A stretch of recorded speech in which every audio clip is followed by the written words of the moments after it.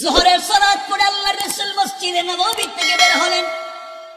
হঠাৎ করে তাকিয়ে দেখে মদিনার বাজারে গাছের গোড়ায়, মদিনার বাজারে মাটির মধ্যে কলা পাতা বিছিয়ে উস্কো কুস্কো চুল আউলা কেসে পাগল বেশে একটি রীতি হাবশি গোলাম, যার চেহারা অনেক কালো, দাঁত মোটা, পাওরের লাইনের মতো কাটা কাটা। একজন গোলাম বসে বসে বসে বসে সবজি বিক্রি করে রাস্তার মধ্যে। আল্লাহ রাসূল দেখতে থাকলেন যোহরের সালাত থেকে নিয়ে আসর পর্যন্ত দেখলেন ওই গোলাম রাস্তায় বসে বসে সবজি বিক্রি করে। কেউ তার কাছে সবজি নেওয়ার জন্য যায় না, কারণ তার কাপড়গুলা ভালো না, দেখতেও সুন্দর না, মাটির মধ্যে বসে আছে, কেউ তার আশেপাশেও যায় না। আল্লাহর রাসূল দেখলেন লোকটা চোখ থেকে পানি ছেড়ে ছেড়ে কান্না করে। কি যে একটা অবস্থা! গোলাম বুঝতে পেরেছে মদিনায় কেউ আমার কাছ থেকে কোনো জিনিস কিনে নেবে না। আল্লাহ রাসূল আস্তে আস্তে করে পৌঁছে গেলেন যুবকের কাছে। কেমন ছিলেন আমার রাসূল? যার শরীর থেকে ঘামের গন্ধ বের হচ্ছে, যার শরীরের কাপড়গুলো ছেঁড়া, কালো হাবশি গোলাম কৃতদাস। আল্লাহর রাসূল তার কাছাকাছি পৌঁছে গিয়েছেন, হাতটাকে বগলের ভিতর দিকে ঢুকায়া পিছন দিক থেকে গোলামটাকে জড়িয়ে ধরলেন। আর মদিনার মানুষকে চিৎকার করে বলছেন, শোনো মদিনার মানুষেরা শোনো, আমার একজন গ্রাম থেকে এসেছে, আমার গ্রামের বন্ধু শহরের বন্ধুর কাছে এসেছে শহরে সবজি বিক্রি করতে। কে নিবা আমার বন্ধুর কাছ থেকে সবজি নিবা? তাড়াতাড়ি চলে আসো। মদিনার মানুষেরা এখন পর্যন্ত যারা ওই গোলামের কাছে যায় নাই, তার চেহারা দেখে, তার শরীর দেখে, তার অবস্থা দেখে আল্লাহর রাসূল যখন গোলামটাকে বন্ধু বলে পরিচয় দিয়েছেন, সকল মানুষ তার কাছে এসে যে জিনিসগুলা আগে নেই ডাবল দামে নিতে শুরু করলো। সবগুলা কয়েক মিনিটের ভিতরে শেষ হয়ে গেল।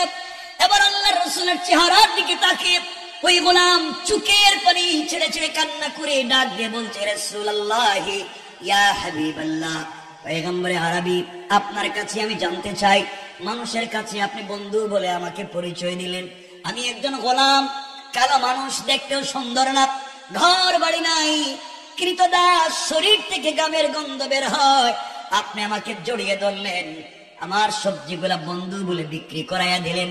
ইয়া রাসূলুল্লাহ, সত্যি কি আপনি আমাকে বন্ধু বলে পাবলিকের কাছে পরিচয় দিতে পারবেন নাকি? না, আমার সবজি বিক্রি করবার কোন কৌশল তৈরি করলেন গরিব মানুষ দেখে।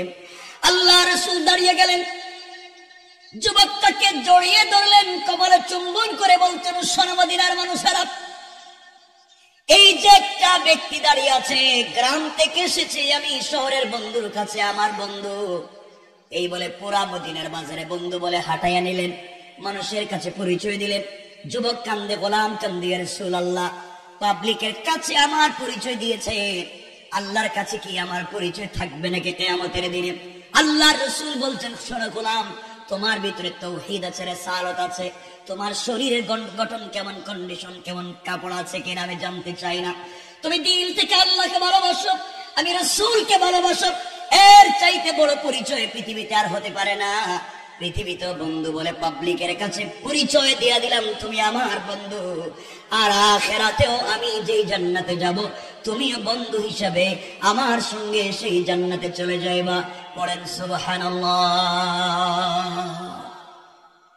কেমন ছিল আল্লাহ রাসূলের চরিত্র, কেমন ছিল আল্লাহ রাসূলের আদর্শ? সমাজকে বিকারগ্রস্ত করেন নাই, সমাজের মধ্যে ফিতনা তৈরি করেন নাই। এই জন্য চলার পথে আমি আপনাদের কাছে বেশি সময় নেব না। চলার পথে একটা কাজ যদি করতে পারেন, শুধু মনে করতে পারেন হাসবি আল্লাহ, আল্লাহ আমার জন্য যথেষ্ট, এই একটা মাত্র কথা, হাসবি আল্লাহ।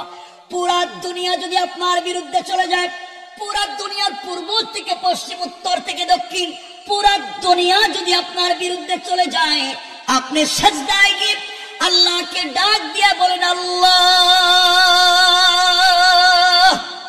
দুনিয়ার মানুষ আমার বিরুদ্ধে চলে গিয়েছে, আমি তোমার কদমে সিজদায় পড়ে গিয়েছি, আল্লাহ আমার যে আর কোনো যাওয়ার জায়গা নাই। তুমি বলেছো গোলাম বিপদে পড়ে গেলে সুজদা ওয়া কিয়ামা, আমার জন্য সেজদা করো, আমার জন্য দাঁড়াও, আমার জন্য রুকু করো। আল্লাহ বলবার কোন জায়গা নাই, পরিশানির অভাব নাই, আমি না বিপদগ্রস্ত তোমার কদমে পড়ে গেলাম। গোলাম যখন সেজদায় পড়ে হাসবি আল্লাহ, আল্লাহ আমার জন্য যথেষ্ট মনে করে ফেলে, আল্লাহ রাব্বুল ইজ্জত ওয়াল জালাল বুঝাতে চাইলেন, বান্দারে পুরা পৃথিবী যদি তোমার বিরুদ্ধে চলে যায়, সবার দরওয়াজা যদি বন্ধ হয়ে যায়, আমি আল্লাহ আমার কুদরতের দরওয়াজা খুলে দিয়া তোমাকে আমার কোলে উঠাইয়া নিতে আমি আল্লাহর এক মুহূর্ত দেরি হবে না। পড়েন সুবহানাল্লাহ, আল্লাহু আকবার। আল্লাহ রাসূল সাল্লাল্লাহু আলাইহি ওয়াসাল্লাম হিজরত করে যেদিন মক্কা থেকে মদিনায় চলে যাবেন, আমরা মদিনায় যাওয়ার ঘটনা বলছি না, হিজরতের ঘটনা বলছি না, শুধু শুনবেন। রাসূল পাক সাল্লাল্লাহু আলাইহি ওয়াসাল্লাম গভীর রাতে উঠে গেলেন, জিবরিল আমিন উঠাইয়া দিলেন। রাসূল সাল্লাল্লাহু আলাইহি ওয়াসাল্লাম 2 রাকাত সালাতের জন্য ওযু করলেন, সালাত পড়লেন। জিবরিল আমিন বলছেন, ইয়া রাসূলুল্লাহ আপনাকে হিজরত করতে হবে ইয়াসরিবের দিকে, মদিনার দিকে, খেজুর বাগানের দিকে। আল্লাহ রাসূল হিজরতের জন্য তৈরি হয়ে গেলেন, ঘর থেকে বের হয়ে যাবেন। হঠাৎ করে শুনেন পুরা দুনিয়ার কাফেরেরা, জালেমেরা তার বাড়িকে ঘেরাও করে ফেলেছে, নেজা নিয়ে, তীর নিয়ে, বল্লম নিয়ে। আল্লাহ রাসূল ঘর থেকে বের হলে মেরে ফেলবে, দুনিয়ার জমিনে জিন্দা রাখবে না। আল্লাহ রাসূল সাল্লাল্লাহু আলাইহি ওয়াসাল্লাম বুঝতে পারলেন কাফেরেরা ঘর থেকে বের হলে মেরে ফেলবেন। আল্লাহকে ডাক দিয়ে বলছেন, আল্লাহ তাআলা আপনি আমাকে বলেছেন ওই রাস্তা দিয়ে চলে যাও, মদিনায় চলে যাও, আপনি বলেছেন। আর চতুর্দিকে কাফেরেরা দাঁড়িয়ে আছে, ঘর থেকে বের হলেই তো ওরা মেরে ফেলবে, কেউ বাঁচিয়ে রাখতে পারবে না। আল্লাহ বলছেন, বন্ধুরে তুমি শুধুমাত্র এটা চিন্তা করো, হাসবি আল্লাহ, আল্লাহ আমার জন্য যথেষ্ট, কেউ কিছু করতে পারবে না। এই বিশ্বাস বুকে ধারণ করে কোরআন থেকে তেলাওয়াত করে ঘর থেকে বের হয়ে যাও। ঘর থেকে বের হয়ে যাওয়ার দায়িত্ব তোমার, আর তোমাকে হেফাজতের জিম্মাদার স্বয়ং আমি আল্লাহ। আল্লাহ রাসূল সাল্লাল্লাহু আলাইহি ওয়াসাল্লাম দরজার কাছে পৌঁছে গেলেন, দরজা খুলবেন। আল্লাহকে ডাক দিয়ে বলছেন, আল্লাহ আমি জানি আপনি আমাকে বাঁচাবেন, পৃথিবীর সকল মানুষ যদি বিরুদ্ধে চলে যায় কেউ কিছু করতে পারবে না, আপনি বাঁচাবেন। ওয়ালাকিন লিয়াতমাইন্না কলবি, কিন্তু অন্তরে প্রশান্তি পাই না। আয় আল্লাহ আত্মরক্ষা করবার জন্য যদি কোনো জিনিস দিতেন, যা দিয়ে আত্মরক্ষা করা যায়, আমার উম্মতেরা যেন বুঝতে পারে জালেমের জুলুমের শিকার হলে সম্মান বাঁচাবার জন্য, আত্মরক্ষা করবার জন্য প্রস্তুতি নিতে পারে। আল্লাহ তাআলা আপনি আমাকে ব্যবস্থা করে দেন। আল্লাহ বলছেন, বন্ধুরে তুমি যদি আত্মরক্ষা করতে চাও, হাতের মধ্যে কিছু বালি নেও, অথবা কঙ্কর নেও, অথবা পাথর নেও, দরজা খুলে সামনের দিকে নিক্ষেপ করো, কেউ তোমার কিছু করতে পারবে না। আল্লাহ রাসূল বলছেন, আল্লাহ তাআলা ওদের হাতে আধুনিক অস্ত্র চতুর্দিকে দাঁড়িয়ে আছে, ঘর থেকে বের হলে মেরে ফেলবে। আর আপনি বলছেন বালি হাতে নেওয়ার জন্য, কঙ্কর হাতে নেওয়ার জন্য। আমি দরজা খুলে যদি সামনের দিকে নিক্ষেপ করি, ডাইনে বামে পিছনে চতুর্দিকে কাফেরেরা আছে, ওরা তো আমাকে মেরে ফেলবে, আল্লাহ কেমনে বাঁচবো? আল্লাহ বলছেন, বন্ধুরে আমি যথেষ্ট তোমার জন্য, এটা মনে করে কঙ্কর গুলা সামনের দিকে নিক্ষেপ করবা, আর চতুর্দিকের কাফেরদের চুকে চুকে পৌঁছে দেওয়ার জিম্মাদার স্বয়ং আমি আল্লাহ। আল্লাহু আকবার। আল্লাহ রাসূল আল্লাহর কথার উপরে বিশ্বাস করলেন, দরজা খুললেন, সামনের দিকে কতগুলা পাথর নিক্ষেপ করলেন, তোমার কঙ্কর মারলেন। তাকিয়ে দেখেন কাফেরেরা চোখ রগড়াতে লাগলো, চোখ মুছতে লাগলো, ডাইনে বামে পিছনের কাফেরেরা চোখ মুছতে লাগলো। লম্বা কথা, আল্লাহ রাসূল মদিনায় পৌঁছে গেলেন, ঘটনা এখানে শেষ হয়ে যেতে পারতো, কেউ রাসূলকে ধরতে পারলো না। একদিন আল্লাহ তাআলা তার বন্ধুকে বলছেন, বন্ধুরে ওই দিন না পৃথিবীর সকল মানুষ তোমার বিরুদ্ধে চলে গেল, গভীর রাত্রে কেউ ছিল না, একমাত্র ঘরের ভিতরে তুমি ছিল আর আলী ছিল, আলীকে তো বিছানায় শোয়া দিছিলা। ওই সময় ঘর থেকে যে বের হলাম, পৃথিবীর লাখ লাখ হাজার হাজার কাফেরেরা তোমার ঘরের সামনে দাঁড়িয়েছিল, কেউ তোমারে দেখলো না। যারা দরজায় দাঁড়িয়েছিল মেরে ফেলবার জন্য, তারাও দেখলো না। ব্যাপার কি, কেমনে গেলা? আল্লাহ রাসূল চোখের পানি ছেড়ে বলছেন, আল্লাহ তাআলা কেমনে গেলাম তা তো আমি বুঝি না, আপনি আমাকে বলছেন জন্য আমি তো মারলাম, পিছনের ডাইনে বামের কাফের থেকে কেমনে বাঁচলাম আমি জানি না। আল্লাহ রাব্বুল ইজ্জত ওয়াল জালাল বলছেন, বন্ধু শোনো, রামাইতা ইযা রামাইতা ওয়ালাকিন্নাল্লাহা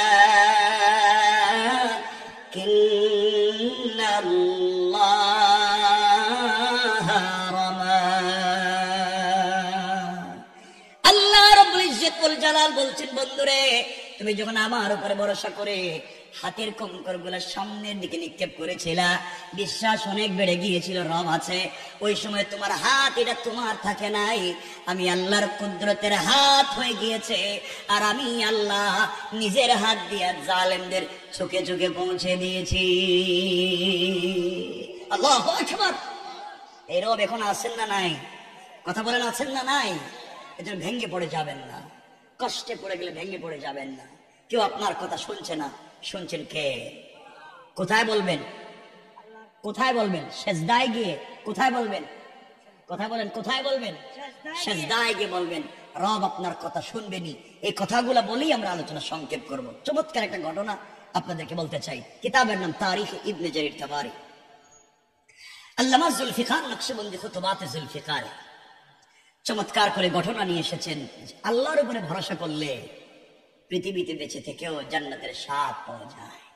আমরা অনেক পরেশান থাকি, আমরা অনেক কষ্টে থাকি, আমার কিছু হলো না, আমাকে দিয়ে হবে না, আমি মনে হয় পারবো না, পৃথিবীর সকল মানুষ তোমার বিরুদ্ধে লেগে গেল, সব বলে যাও। রাসূল পাক তো পুরো দুনিয়া, এমনকি তার ঘরের মানুষ তার বিরুদ্ধে স্মরণ করেছেন। আল্লাহ পাক রাসূল পাক ইসলামকে সরকারে কায়নাত বানিয়ে দিয়েছেন। এই জন্য আমি পারবো, আপনিও পারবেন। শুধুমাত্র আপনাকে আমাকে দাঁড়াতে হবে ভরসা করে। কার উপরে? আর জোরে বলেন, কার উপরে? এই কথাটা আপনারা মনে রাখবেন। যে কথা বলতে চাই এটা হযরত ফাতেমা রাদিয়াল্লাহু তাআলা আনহার জিন্দেগি থেকে একটা ছোট্ট ঘটনা নিয়ে এসে আমরা আলোচনাকে সংক্ষেপ করব। আমরা বসে আছি, দাঁড়িয়ে আছি, কষ্ট পাচ্ছি, খুব লম্বা করবো না, কয়েক মিনিট। আপনারা যদি মনে রাখতে পারেন আল্লাহ কেমনে আপনাকে আমাকে দিবেন, এটা বোঝাবার জন্য আমার বন্ধুগণ কথাগুলো দিল দিয়ে শুনেন কি বলতে চাই। হযরতে ফাতেমা রাদিয়াল্লাহু তাআলা আনহা তখন পর্যন্ত পৃথিবীতে কাউকে বিয়ে করেন নাই, কারণ তার ওই পর্যায়ের বয়স হয় নাই। চলার পথে এক ইহুদির মেয়ের সঙ্গে তার বন্ধুত্বের সম্পর্ক হয়ে গেল, বান্ধবীয়ানা। একদিন দুই দিনের না, কেউ বলছেন 8 বছর, 6 বছর, 5 বছরের সম্পর্ক। কথাগুলো দিল দিয়ে শোনেন। ফাতেমার সঙ্গে ইহুদির মেয়ের সম্পর্ক হয়ে গেল দীর্ঘদিনের। আমার আপনার চরিত্র কেমন হওয়া চাই? হযরতে ফাতেমা রাদিয়াল্লাহু তাআলা আনহার কাছে ওই মেয়েটা প্রতিদিন সকালবেলা আসে, সারাদিন থাকে, বিকাল বেলা চলে যায়। এত আমানতদার, এত ভদ্র, এত সৎ চরিত্রবান মেয়ে পৃথিবীতে আর নাই। ইহুদির মেয়েটা আশ্চর্য হয়ে গেল, মানুষের চরিত্র কি এত সুন্দর হতে পারে, এত অমায়িক ব্যবহার হতে পারে, সবার সঙ্গে চমৎকার কথা বলে, কাউকে গালি দেয় না, গীবত শিকায়াত করে না, সমালোচনা করে না। মেয়েটা হযরতে ফাতেমার চরিত্র দেখে অভিভূত হয়ে গেল, কিন্তু কালিমা পড়ে মুসলমান হয়নি। ওই মেয়েটা আস্তে আস্তে বড় হয়ে গেল। ইহুদির মেয়েটা একদিন তার বাবার কাছে গিয়েছে, বাবার কাছে গিয়ে বলছে, আব্বাজান, আমি এই পৃথিবীতে একজন মেয়েকে খুব ভালোবাসি, পছন্দ করি, মুহাম্মদ ইবনে আব্দুল্লাহর মেয়ে। তার কাছ থেকে অনেক সুন্দর সুন্দর কথা পেয়েছি, আদর্শ পেয়েছি। ইহুদি চিন্তা করছে আমার মেয়েটা বোধহয় আস্তে আস্তে ওর সাথে মিশে মিশে আবার খারাপ হয়ে যায়। কারণ আপনার ছেলে যদি একজন ইসলামী আন্দোলনের কর্মীর সঙ্গে মিশে যায়, টাকনুর উপরে প্যান্ট পরবে, হয়তো মুখে দাড়ি রাখবে, পকেটে মেসওয়াক থাকবে, কিন্তু আপনার কাছে জঙ্গির মতো দেখা যায়। মনে রাখবেন, আপনার সন্তান একজন ভদ্র যুবকের পাশে থাকবার কারণে সালাতে হয়েছে, নামাজ কায়েম করে, কিন্তু সে যদি আরেকজনের কাছে যেত, হয়তো চান্দাবাজ আর দুর্নীতিবাজ হয়ে যেত। কোন ঠিক না? মনে রাখবেন মুসলমানেরা, কি বলতে চাই, সমাজে আপনার সন্তানকে বন্ধু নির্বাচনের ব্যাপারে আপনি দেখবেন আপনার সন্তান কাকে বন্ধু বানাচ্ছে, কার সঙ্গে মেলামেশা করে, কার কাছে যায়। আপনার বন্ধু যার কাছে গেলে রাস্তায় চান্দাবাজি করতে পারে, মদ খেতে পারে, জুয়া খেলতে পারে, ফেন্সিডিল খেতে পারে, এমন মানুষ যত ভালো দেখাক তার সঙ্গে বন্ধুত্ব করা যাবে না। আর রিক্সাওয়ালার ছেলে, ভ্যানওয়ালার ছেলে, সেও যদি নামাজি হয়, আমানতদার হয়, দাড়িওয়ালা হয়, পরহেজগার হয়, এমন ব্যক্তির সঙ্গে বন্ধুত্ব করলে খুশি হয়ে যাবেন আমার আল্লাহ। কথা কি বুঝতে পারলেন? আমার কথা কি বুঝতে পারতেছেন? মনে বুঝতে পারেননি? কথা বুঝতে পারতেছেন? একটু হাত তুলে দেখেন তো দেখি কার কার অসুবিধা হচ্ছে। অসুবিধা হইতেছে নি? আওয়াজে মনে হইতেছে অসুবিধা হইতেছে, হাতও তুললেন। অসুবিধা হচ্ছে? আমি আপনাদের সচেতনতার দিকে খেয়াল করতেছি। খুব মনোযোগ দিয়ে শুনবেন মুসলমানেরা, কি বলতে চাই, কি মেসেজ দিতে চাই, কি ইনফরমেশন দিতে চাই। ও যুবকেরা শোনো, আমি তোমাদের মতো ভাই, দিলে বুকের ভিতরে অগাধ ভালোবাসা নিয়ে বসেছি।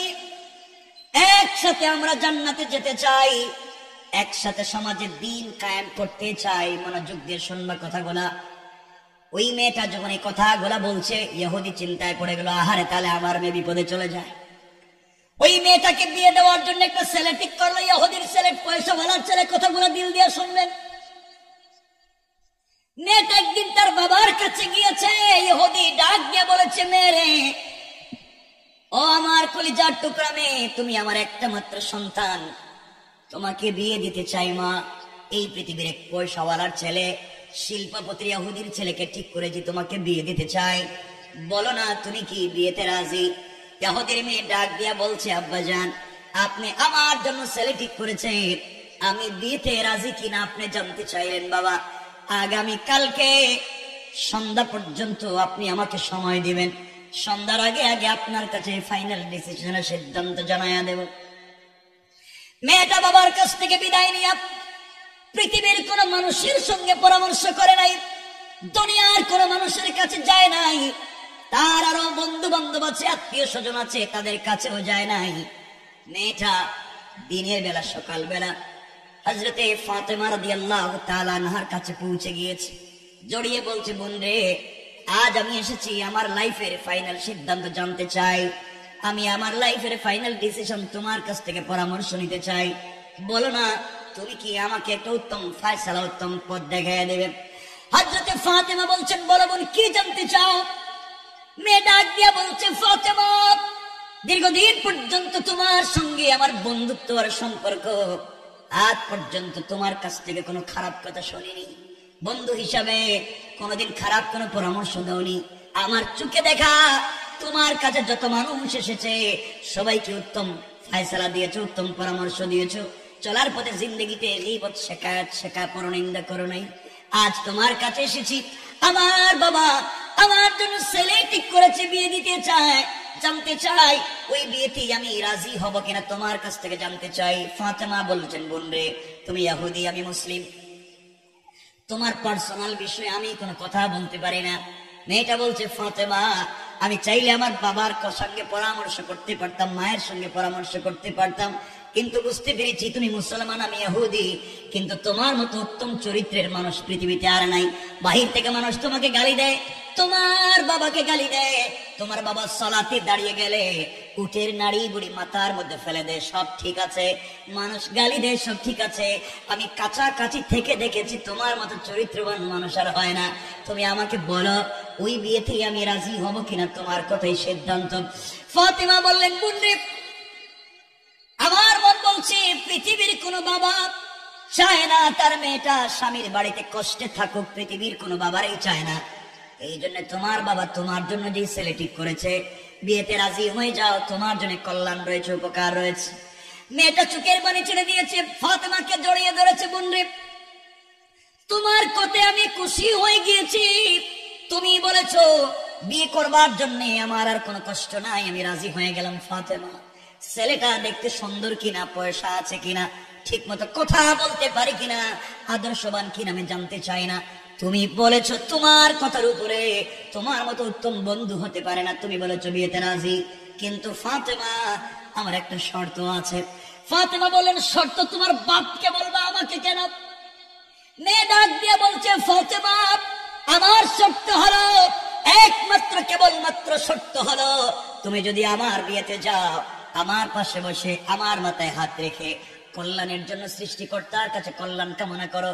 কারণ তুমি অন্য ধর্মের হতে পারো, কিন্তু তোমার চরিত্র এত সুন্দর, আমি পৃথিবীতে এমন মানুষ পাই নাই, আমি চাই তুমি আমার পাশে বসে বন্ধুত্বের আবদার রক্ষা করবা। ফাতেমা বলছেন, বোন রে, এটা কখনো হতে পারে না, আমি যদি তোমার বিয়েতে যাই আমার বাবাকে মানুষ গালি দিবে, তোমার সোসাইটির মানুষেরা তোমার সামাজিক মানুষেরা তোমার বাপকে গালি দিবে, আমি যেতে পারবো না। মেয়ে ডাক দিয়ে বলছে, ফাতেমা তুমি যদি আমার বিয়েতে না যাও, আমার বাড়িতে না যাও, আমার মাথায় হাত রেখে কল্যাণের দোয়া না করো, কল্যাণ কামনা না করো, পৃথিবীর একমাত্র চোখে দেখা মেয়েটা যদি আমার জন্য কল্যাণ কামনা না করে, আমি মরে যেতে পারি, আসমান জমিন ভেঙে যেতে পারে, কিন্তু তোমার মতো সচ্চরিত্রবান একটা মেয়েকে আমার পাশে না বসাইয়া আমি পৃথিবীর কোন ছেলেকে বিয়ে করব না। আল্লাহু আকবার বলেন, আল্লাহু আকবার। কেমন চরিত্রবান বন্ধুর দরকার সমাজে ভালো মানুষ হতে গেলে। তোমার বন্ধু তোমাকে খারাপ পথে নিয়ে যেতে পারে, আর ভালো বন্ধু হলে ফজরের সময় সালাতের জন্য ডেকে তোমাকে দেবে, জান্নাতের পথ তোমাকে দেখিয়ে দেবে, কল্যাণের পথ তোমাকে দেখিয়ে দেবে। এই জন্য চলার পথে একটা বন্ধু নির্বাচন করতে যেন আমরা ভুল না করি। কথাগুলো শুনে কি বলতে চাই, আমার বন্ধুগণ, ফাতেমা আবেগী হয়ে গেলেন। মেয়েটা বলছে মরেই যাবে রাত্রি। এক পর্যায়ে আবেগী হয়ে ডাক দিয়ে বলছেন, বোন রে, ইনশাআল্লাহ কথা দিলাম আমি তোমার বিয়েতে যাব, তুমি কোনো খারাপ কাজ করো না। মেয়েটা খুশি হয়ে গিয়েছে। শুনেন না কি বুঝাতে চাই। বাবার কাছে গিয়ে বলছে, আব্বাজান, আব্বাজান তুমি আমার জন্য ছেলে ঠিক করেছো বাবা। ওই ছেলে কি করে আমি জানতে চাই না, ছেলে সুন্দর কিনা আমি বুঝতে চাই না, ছেলের পয়সা আছে কিনা, সামাজিক কোন মূল্যবোধ আছে কিনা জানতে চাই না। তুমি বলেছো আমি ওই বিয়েতে রাজি। বাবা বিয়েতে রাজি, আমার কোনো আপত্তি নেই। ইহুদি খুশি হয়ে গেল, সবাইকে ইনভাইট শুরু করে দিল। মেয়ে বলছে, আব্বা জান আমার একটা শর্ত আছে। মা তোমার আবার শর্ত কি? তুমি না চাইলেই তো সব তোমাকে আমি দিয়ে দিব। মেয়ে ডাক দিয়া বলছে, আব্বা জান আমার শর্ত হলো ওই বিয়েতে আমার বান্ধবী মুহাম্মদ ইবনে আব্দুল্লাহর মেয়ে ফাতেমাকে ইনভাইট করেছি, দাওয়াত করেছি, ও কিন্তু আমার বিয়েতে আসবে, এই শর্তে আমি রাজি। এই কথা শুনে ইহুদির মাথা পায়ের রক্ত মাথায় উঠে গেল। কি বলল ফাতেমা? ও আমার জাত শত্রু, ওর নাম শুনলেই মাথা গরম হয়ে যাওয়া, আমার ধর্মের বিরুদ্ধে চলে গিয়েছে, ও আবার তাওহীদ আর রিসালাতের দাওয়াত দেয়। ওর মেয়েকে যদি আমার বাড়িতে নিয়ে আসো আমার মান সম্মান থাকবে না, প্রয়োজনে পৃথিবীর কোন ছেলের সঙ্গে তোমাকে বিয়ে দিব না। এরপরে ফাতেমাকে বাড়িতে আসতে দিব না, বাধা দিয়ে দিলাম। মেয়েটা দাঁড়িয়ে গিয়েছে, ডাক দিয়ে বলছে, আব্বাজান এই পৃথিবীতে চলার পথে কোনোদিন তোমার চোখের সামনে দাঁড়িয়ে আমি মেয়ে হিসাবে কোনোদিন কথা বলি নাই, কথা বাড়াই নাই, জবাব দেই নাই। আজ আমি কথা বলতে চাই আব্বাজান, আপনার সঙ্গে কিছু পরিষ্কার কথা বলতে চাই। এই পৃথিবীতে চলার মতো ফাতেমার মতো উত্তম চরিত্র সচ্চরিত্রবান কোন মেয়ে আমার চোখে দেখে নাই, আর তাকে কিনা আমার বাড়িতে আসতে শুধু ধর্মের কারণে আপনি বাধা দিচ্ছেন। বাবা শুনে রাখেন, ফাতেমা আসলে আপনি আমাকে বিয়ে দিবেন না। আমিও কথা দিলাম, ফাতেমাকে যদি আসতে বাড়িতে বাধা দেন, এই পৃথিবী ধ্বংস হয়ে যেতে পারে, পৃথিবীর কোন ছেলের সঙ্গে আমাকে কোনোদিন বিয়ে দিতে পারবেন না। ইহুদি চিন্তায় পড়ে গিয়েছে, কি রে আমার একটা মাত্র মেয়ে, আর ও যদি বিয়ে নাই করে তাহলে আমার সম্মান থাকবে কেমনে, এই সমাজে আমি মুখ দেখাবো কেমনে? পাবলিকের দাওয়াত দিয়েছি। ইহুদি কৌশল শুরু করলো। শয়তানেরা ওই বিপদে পড়লে কৌশল করে, ঠিক না? কথা বলছেন না কেন? দেশে থাকবার জন্য যত কৌশল আছে সব তারা ইউজ করে, ব্যবহার করে, কিন্তু জানে না তারা ষড়যন্ত্র করে বিপদগ্রস্ত করবার জন্য। আর রব বলেছেন তিনি কৌশল করেন। আল্লাহু আকবার বললেন না? আমার আল্লাহ কোরআনে বলছেন, ওয়া মাকারু ওয়া মাকারাল্লাহ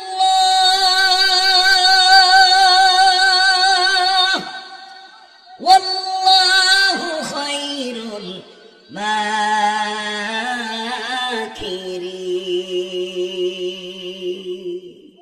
তোমরা কিসের ষড়যন্ত্র করছো?